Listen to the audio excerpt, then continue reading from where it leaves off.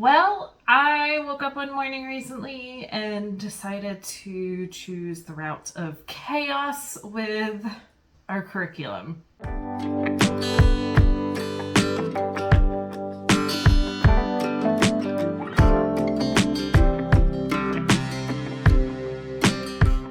Welcome to this House of Walls. My name is Ashley, and on this channel, I love to share all things homeschooling. All right, so like I said, I'm changing some things around. Yikes. I have a cup of chamomile lavender tea sitting here brewing because it's been a doozy the past couple days. All right, where do I even begin? So if you have seen any of my videos, we have been using Build Your Library and we love it for the most part. My glasses have too much glare. I'm gonna take them off. Woo! All right, now I just can't see the camera clearly. Okay, we love Build Your Library. I love the literature approach to learning.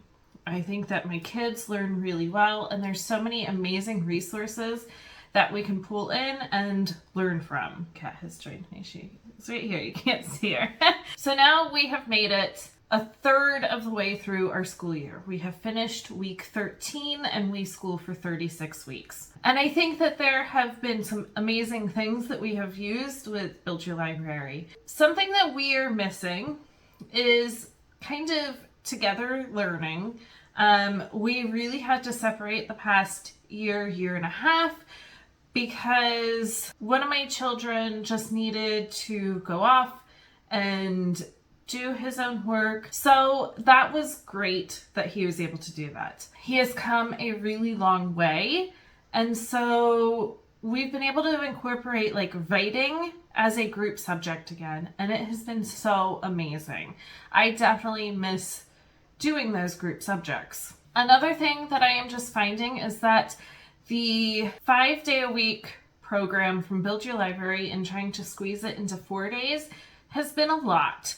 There's so much to do with history and science and poetry and copywork and reading and all of it that I find definitely with myself that I'm like, oh, we have to stick to the schedule, which yes, I would like to continue moving forward and have, all of our curriculum going forward and to be finished by the time that I want to be finished. But I was finding just all of us getting really stuck in that rigid, we have to do this because we don't have any other days that we can do it. It has to be done now. Something else was that we were all kind of missing more hands-on things.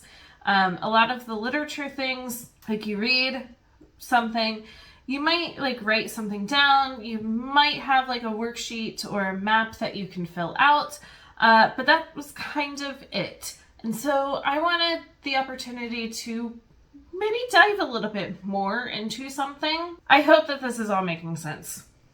I still love Build Your Library. I'm still using it to help plan for my kids. I have just picked it apart and moved things around. All right, I think in a second I'm gonna have to move the camera around and go through my planner, my 4th grader stuff, my 8th grader stuff, and then our new family subjects that we are bringing back. So let's get started. Okay, a good place to start is with my planner. So I'm going to show you what I have planned out for our schedules and then take it piece by piece. Here is my schedule that I have for both my kids. I have shown this before in planning videos and everything. Also, sorry, the sun is just coming in through the glass doors in front of me and there's no way to get rid of these lines in this time of day lights. So yeah, there's a couple big changes here. Mondays and Tuesdays are going to be history for my 4th grader. And then for my 8th grader, we will do geography and world religions on those days. Then on Wednesdays is going to be science for both my kids and then world religions again for my 8th grader. In between here is our co-op. So then on Friday is music, art, and poetry as a family subject, which I'm really excited about incorporating again. Then, since we're not doing Build Your Library with everything combined, they will also do reading every single day, including our co-op days. And then I think another big difference is that I am going to start doing Beowulf grammar 2 days a week for my 4th grader. I think that it is such a great meaty grammar program that I would like to spend a good chunk of time doing Beowulf grammar, and then him still doing his vocabulary with word roots and then word ladders. Those are the things that have changed on our schedule, but as far as planning itself goes, it looks really different. So let me set that up. Okay, so I have everything here for my 4th grader. I have all of our printed out things, Story of the World and Build Your Library. And then at the very end, I will go over his planner and how I have set it up. But let's start here. In here, I have everything for our day-to-day kind of plan for history, science, and reading. When I print these out in the future, I will not include language arts because that's pretty easy and kind of the same every week, so I don't really need it written down here. If I do need anything, like for word roots, I like to write it into my planner, so I don't, again, need it here. Here we see history 2 days a week. We are really going to be diving into Story of the World. We like it, and we like the components that come with it. When I bought just the storybook, I also bought the whole activity book and all the student pages that go with it.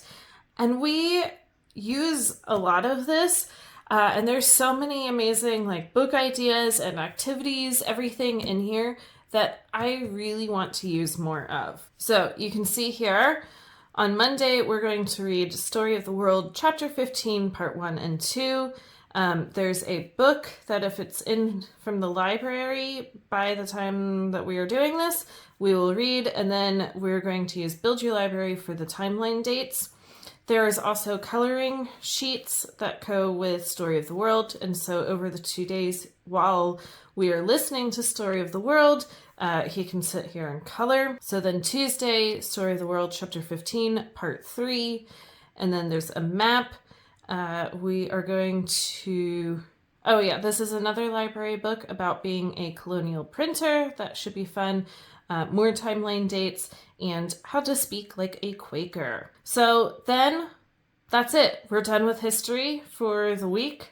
And on Wednesday, we can really focus on science. So here for science, we are going to continue reading Drop of Water, which we have been. We're going to do some labeling, a little bit of vocabulary, and I think there's a video that we're going to watch. And then our read aloud and reader. We will still use some of the books from Build Your Library, but we also want to incorporate back in like some books that we just want to read anyways. We for a while have been doing like our literature book from Build Your Library, and then at bedtime we're doing another chapter book, but that one kind of gets forgotten about because we're tired at the end of the day. So we're just going to have one read aloud. So we just started Harry Potter, the second one, and my son was so excited to start doing this during the day.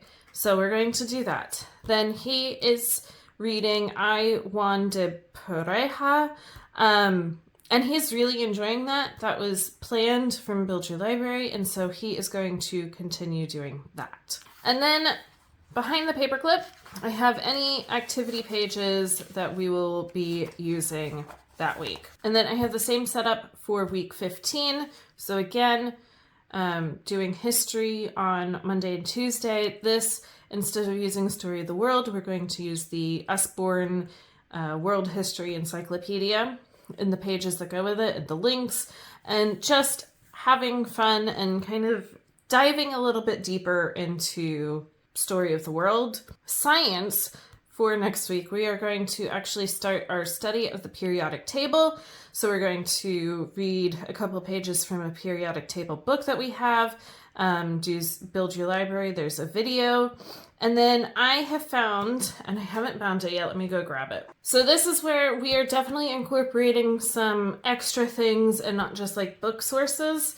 Obviously we're going to use books to help fill this in. This is going to be all bound together. I am out of cardstock paper, so my son is going to create a cover when I get cardstock paper, and then I'm going to spiral bind all of this together. Let's see, this creator did not put their name on it, so if I remember to look it up, I will put it down in the comments, but I got it from Teachers Pay Teachers. And it was just a couple of dollars. I didn't even print everything from it. So as we are learning all the periodic table elements, we will fill this in. Then during this week is where we will fill in these. So we'll kind of learn how to read the periodic table of elements and then fill in any missing blanks. And do this one as well. And then once we get into the elements later, I think the following week, then we will start using this. So just a fun way. My son loves the periodic table a lot. And he is so excited for this like deep dive into it. So there's that. And then we'll continue with Harry Potter. And then we, again, are going to continue with the reader for Build Your Library, and he's going to read Finding Wonders. And again, that won't be on here. And all the work behind it.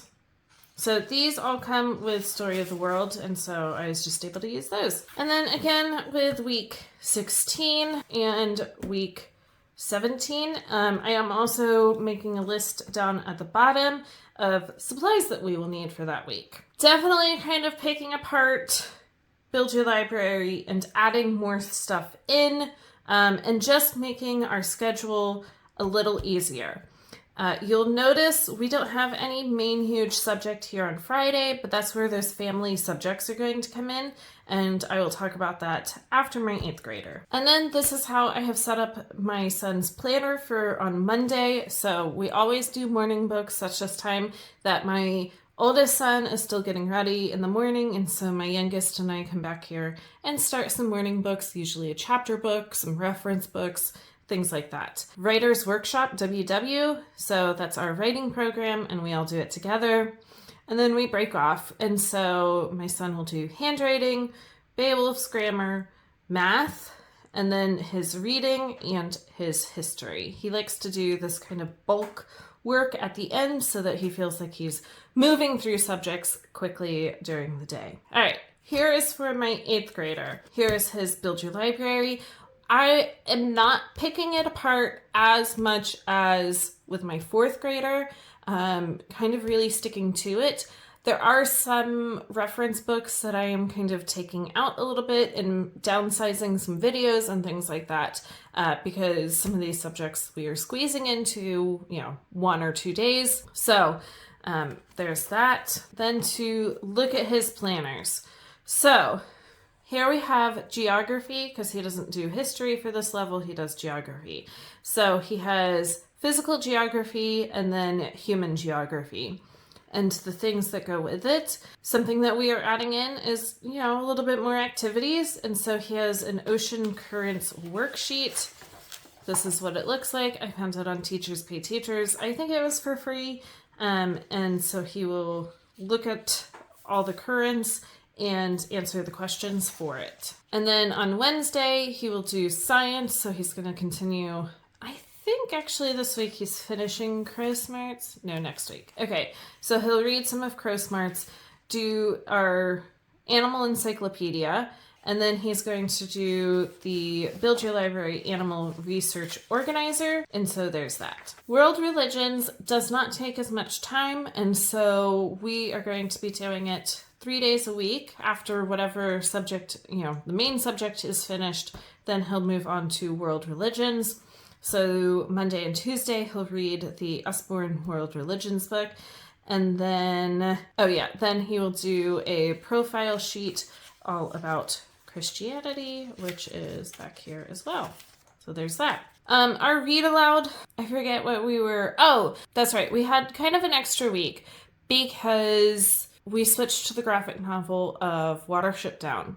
And so we got off anyways. So we are going to pull out Messenger, which is book 2 after The Giver, and read that aloud together. We read The Giver last year and really liked it, and just haven't had an opportunity to sit down and continue on with the series, even though I have all of it. We're going to read The Messenger. And then he is currently reading The Story That Cannot Be Told and enjoying it. Just like with my 4th grader, when I reprint more of these, I will not put language arts into here. Week 14, 15 looks the same. Again, just adding in some extra things. So he's going to be finishing Crow Smarts, and so we're going to do a crow research project. So he will gather a bunch of different facts, and then we'll kind of hang them all with string and have fun with it. World religions.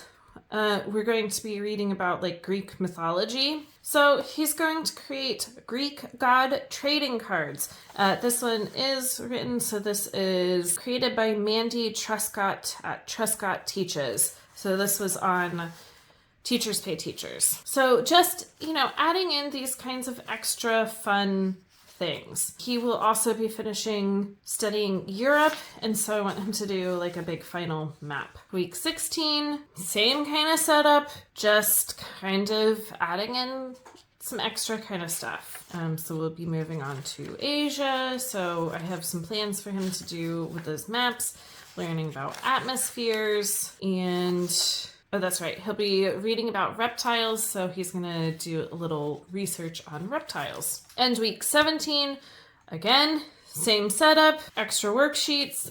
We are going to be starting, I guess, the previous week. Yeah, so the previous week we are going to be starting Fish in a Tree as a read aloud.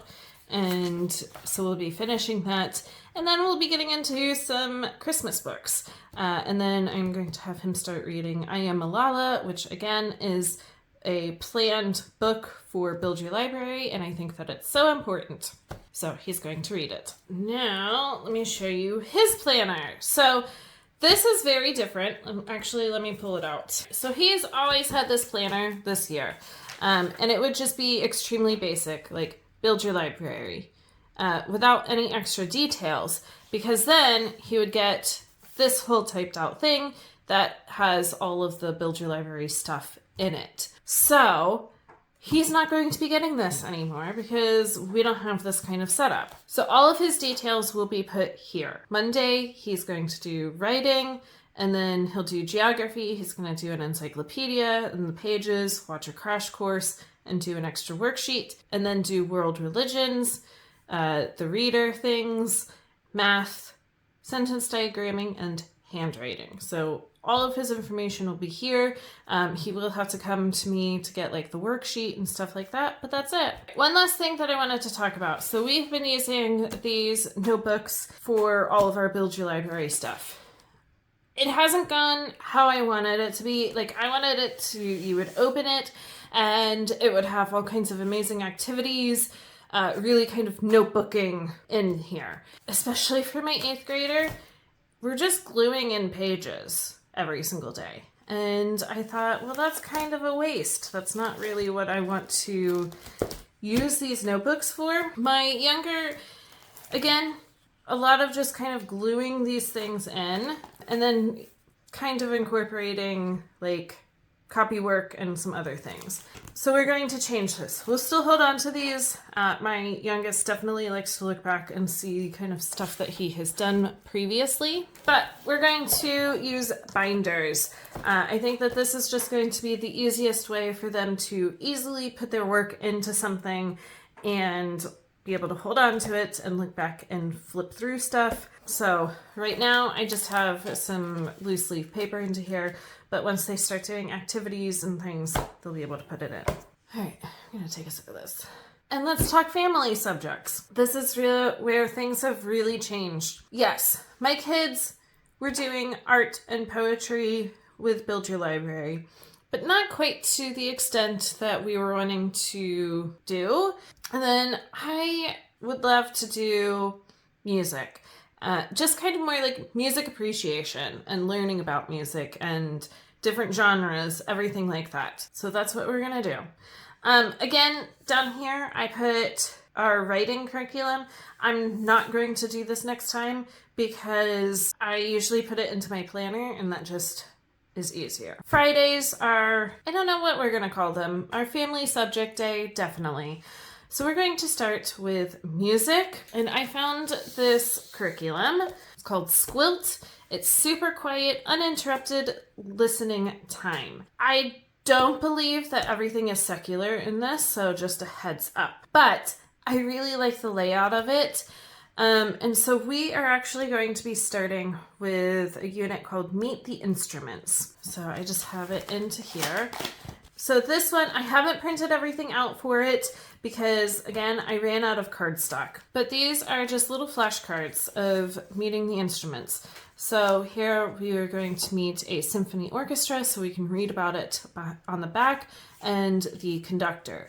So with this, it has internet links that I now have access to, and we can go in and watch all kinds of videos that go with the cards that we are learning about, which I think is fantastic.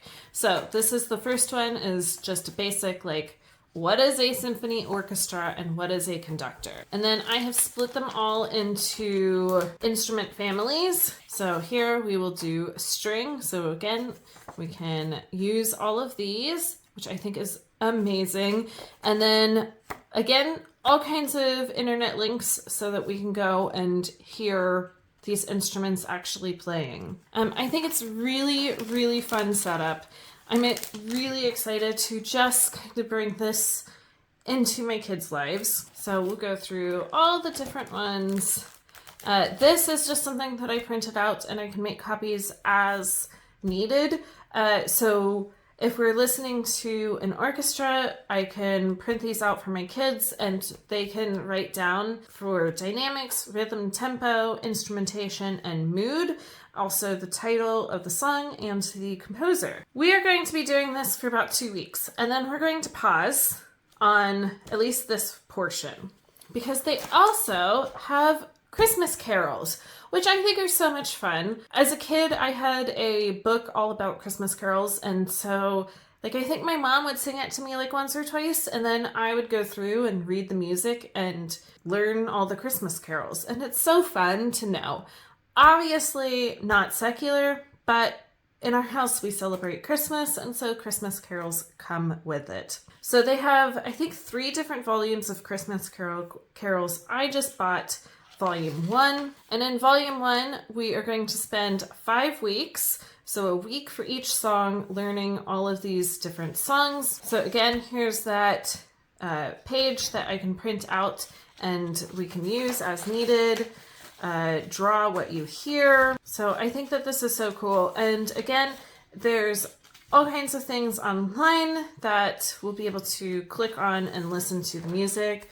Really learning about dynamics and rhythm. I might actually pull these out and use in the beginning. Tempo, instrumentation. And then here is the lesson 1 for Carol of the Bells. And so there's all kinds of links all through here, so we'll be able to really use it. So I think that this will be just a fun way for us to kind of learn about Christmas carols and more about music. This company also does composer studies, which would be really fun to just dive into a composer. So maybe we'll do that after we do some of this and then the Christmas carols and then finish this, kind of dive into that. All right, this is gonna be a long video. All right, art. At least for the rest of this semester, we're just going to kind of poke around a little bit. So we're going to do a little bit of an artist study on Jackson Pollock. So we have this amazing, really cool book that we don't use as often as I would like. So Vincent's Starry Night and Other Stories. So it just has short stories, usually 3 pages long, about different artists. And so we're going to read that. And watch a YouTube video. The following week, I think this is an actual activity, but we're going to watch a YouTube video to do it. And then it's going to be right before Thanksgiving. So we are going to do Art for Kids Hub, make a cornucopia. and then do a thankful turkey. And then for poetry, right now we're just going to kind of play around with some different poems. After Christmas, I would like to really dive and do like a poet study. So if you know of any kind of really cool curriculum that just dives headfirst into any kind of poets, let me know down in the comments. But for right now, we are just going to be using Sing a Song of Popcorn and the Random House Book of Poetry for Children, and just kind of do some kind of seasonal and fun poems. So that's what we have planned for this week and next week and the following week and the last week. So that is how we are doing family subjects. I hope that that all made sense. Luckily, homeschooling is flexible and we're 5 years into it. I can easily, not so easily, kind of go through and make things how we want them to be. And it just takes, it takes a little more effort on my part to pick apart curriculums and puzzle things all together. But I think in the long run, we will get so much more from these resources. So I'm hoping that it all works. As always, if you like this or anything else that I post here on this channel, make sure to like and subscribe down below, and I will be back for more soon.